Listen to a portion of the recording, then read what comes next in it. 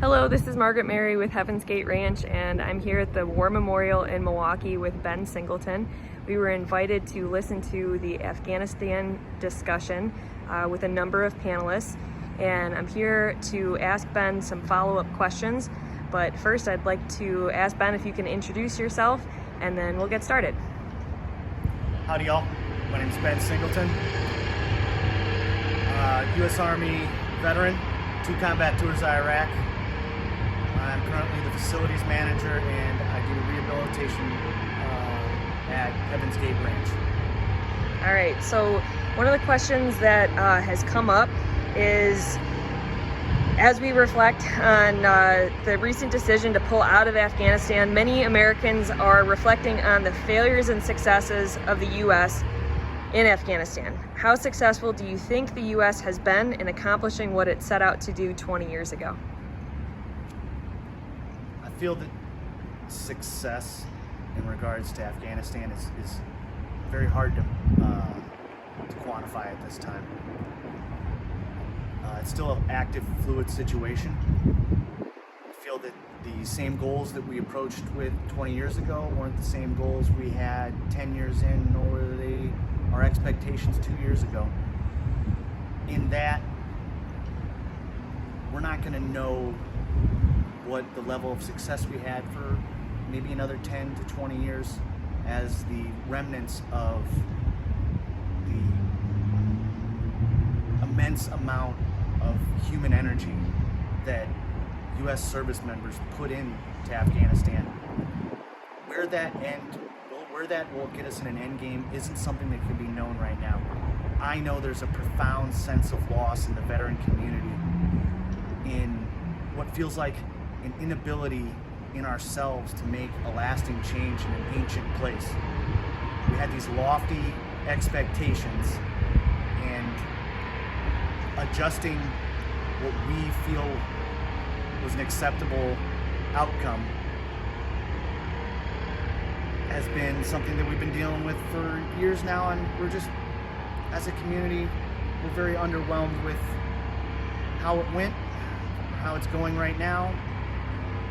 But the end game isn't something we know at this point. Okay. Some people say that we had no business in being in Afghanistan in the first place, that it's surely time to pull out after multiple administrations failed to do so. Do you agree or disagree, and why?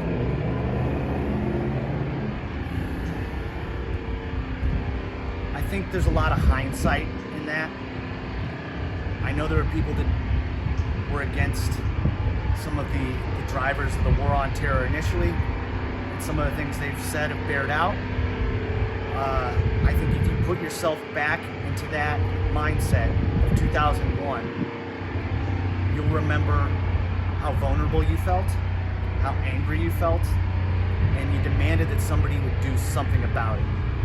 And when you make a statement that we should have never been there in the first place, you're invalidating the actions of your men and women that put their life on the line to try and do something greater than themselves.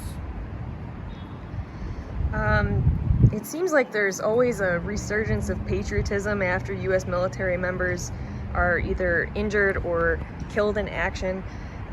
We'll see a lot of social media and flags flying to support our troops, but as a combat veteran yourself, what are tangible ways that the average American can, quote, support our troops?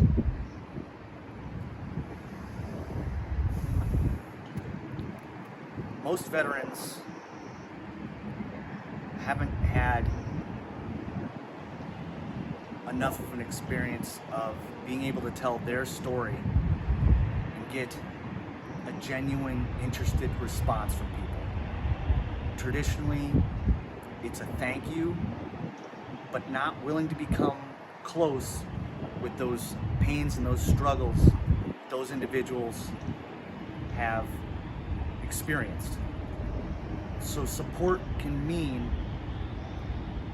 you being vulnerable enough to understand a part of what that individual went through or is going through, or what they're afraid of for the future.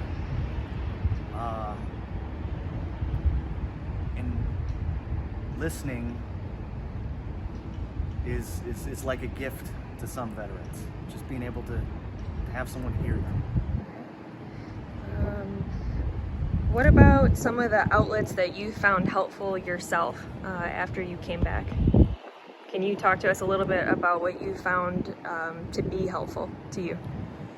I'd first like to say that when I came home, I shunned my support system, and the people that were reaching out to me, I pushed away from. And then if you're seeing a veteran who's doing that, it's important not to let go of them, but to not think that you can squeeze them into something they're not ready to do. And it took a long time for me to be ready to get into programs where I allow myself to talk and to hear others.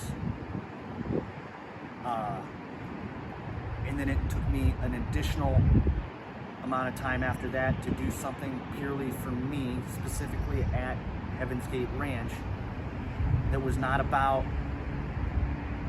others, but about taking some time for myself. Things like accolades and not putting the onus on yourself can be tough for a veteran. We tend to deflect and concentrate on the group. So for me, it's been a learning process of putting something back into myself as well. Okay.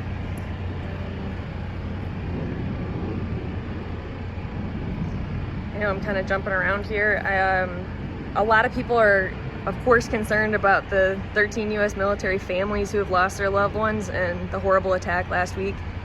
How do you think the average person or the average American can support a military family member who is grieving at this time?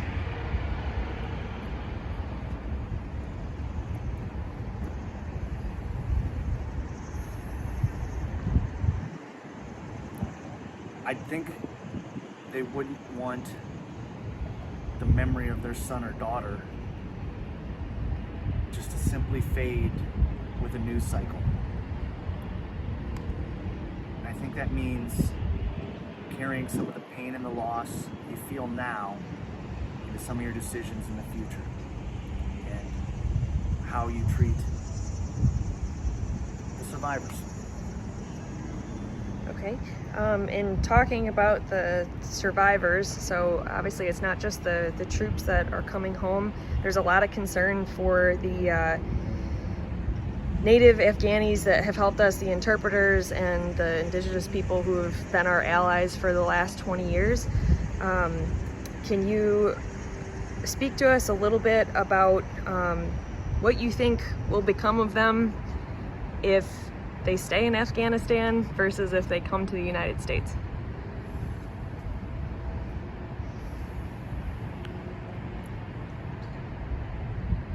The problems initially in Afghanistan came from young men's inability to make money and to have stable lives. So they looked into opportunities to wage war out on the civilian populace. We can't allow this current generation, who's experienced so much American goodwill, to forget about that. We want them to continue on the hard work that American service members did for 20 years and pick up their own mantra and roll with it. As for the refugees, there are several programs starting up, and I can give you guys more info later, where you'll be able to send care packages to the refugees and allow them to feel as American as they can, and that they can integrate into our society and be people in our community who are respected. As someone who works predominantly with women and young children in the U.S., can you talk to me about your perspective of hope for those in other countries, or what words of encouragement would you give to women and young children in Afghanistan or refugees that come here?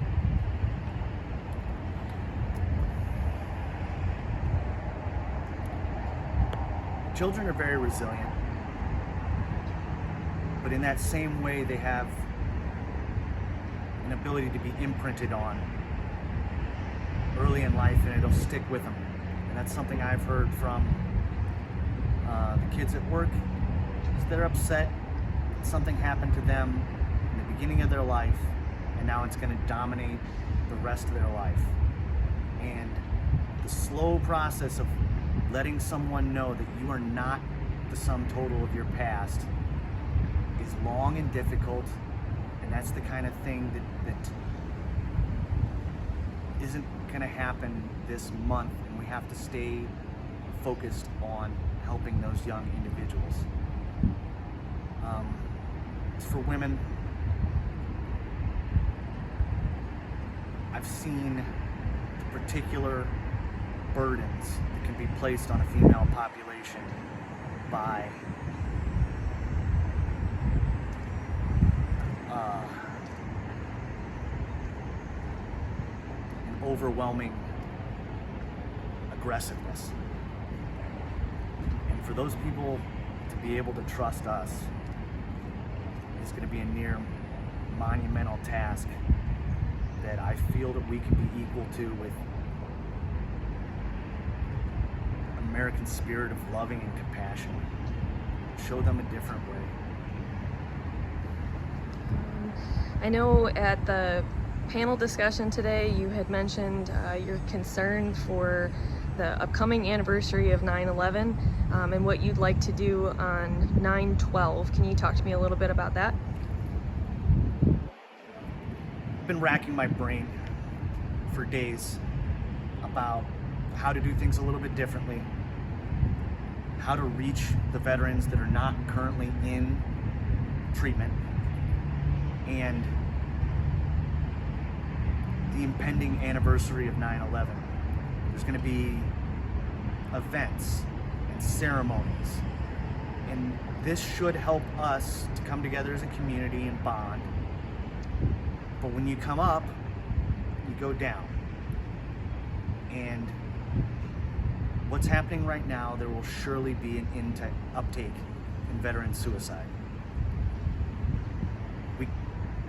My plan is to do something that morning for anybody that might be in crisis that night. They know they have someplace to go. They know they can put the bottle down. They know they don't need to pick up the bottle in the morning, and the pistol can stay in the drawer. At sunrise on September 12th, I'll be here at the deck of the War Memorial for any veteran that's in crisis, or for any veteran that just wants to say, hey, I made it through the night, and I'll be on this earth again next 9/11. It doesn't have to be a big somber event. We can be happy about just seeing each other and watching the sun come up over the lake, have a cup of coffee, talk about what we're going to do this week. But if you need me, you know where to find me. Well, thank you, and thanks for answering all my questions. Do you have any lasting thoughts on the panel discussion today, or how to move forward together? Is that the discussion cannot stop. The discussion needs to continually evolve.